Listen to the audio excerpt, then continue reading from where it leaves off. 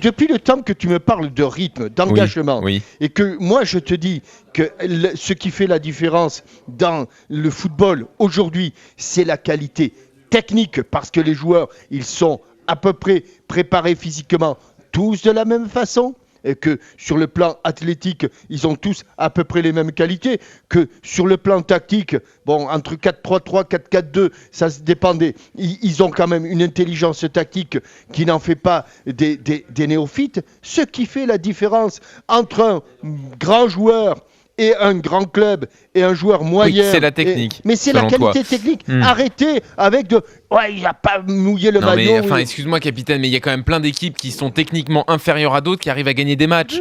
Je vais te citer une équipe qui aujourd'hui est une grande surprise dans le football anglais, qui est Leicester. On est bien d'accord ? Oui. Bien, moi, j'ai vu des joueurs qui étaient peut-être méconnus sur le plan technique. Il y a notamment le petit N'Golo Kanté. Oui. Ouais, ben moi je considère que ce garçon-là... Mais donc tu es en train de m'expliquer que Leicester, ils sont en tête juste grâce à leur technique par rapport aux autres équipes anglaises. Mais que techniquement ils sont au-dessus d'Arsenal, de Manchester City. Non mais après Jean-Louis, le constat de Mitchell, le constat de Mitchell... Capitaine, toi tu me dis pas il faut un tout depuis tout à l'heure, tu me dis c'est la technique, le reste on s'en fout. C'est incroyable. Jean-Louis, le constat de Mitchell, il n'est pas lié uniquement par rapport au match d'hier. C'est ça qu'il faut rappeler, c'est que lui, oui, c'est un constat global sur les difficultés au Vélodrome. On voit qu'il a les boules quand il parle de ça. Ça fait 5 mois sans victoire en Ligue 1 à Marseille. Il se rend bien compte, et là il le dit peut-être vraiment pour la première fois très clairement, que à l'extérieur il y a des espaces, donc c'est plus facile de combiner, de jouer, et à domicile quand il faut combiner dans des petits espaces, quand il faut créer le jeu, on a des joueurs moyens.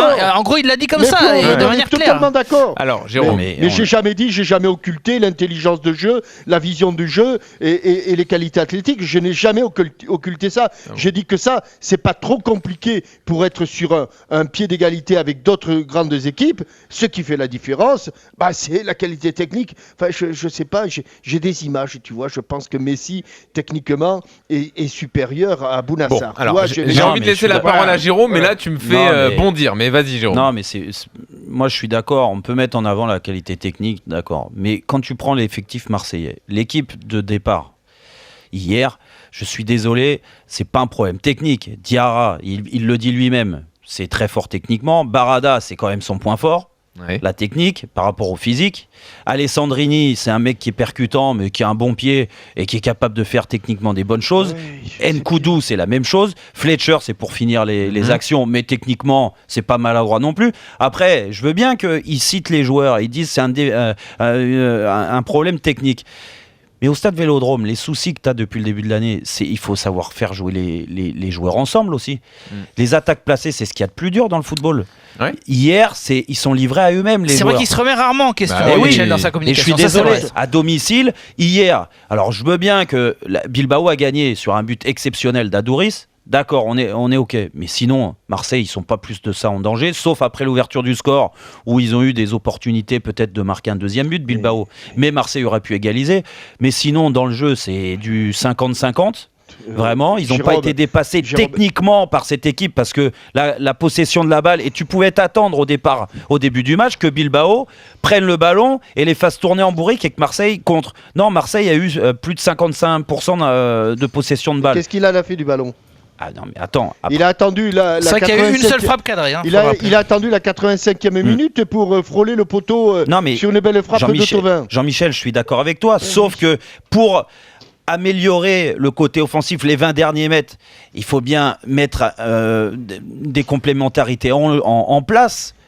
T'as l'impression que les joueurs, c'est un exploit d'Nkoudou, un exploit d'Alessandrini, un exploit de Barada, de Diarra. Dans l'animation. Non, mais surtout, t'as l'impression que l'animassion offensive, c'est 4 joueurs mis individuellement. Et en fin de rencontre, tu décides de mettre Michi et Fletcher. Attends, capitaine, je te rajoute quand même un argument. Je vais faire un burn-out avec vous. Moi aussi, je vais faire un burn-out. Attends, moi, je finis juste. En fin de match, tu fais rentrer donc Michi, deuxième attaquant, avec Fletcher. Donc, quand tu joues avec deux attaquants, l'important, c'est quoi ? Les joueurs de côté, les latéraux, les attaquants de côté, c'est de mettre le ballon devant le but le plus vite possible. Je sais pas, il doit leur dire ça. Quand tu vois Thauvin, tu vois Nkoudou, combien de centres ils ont fait ? Non, mais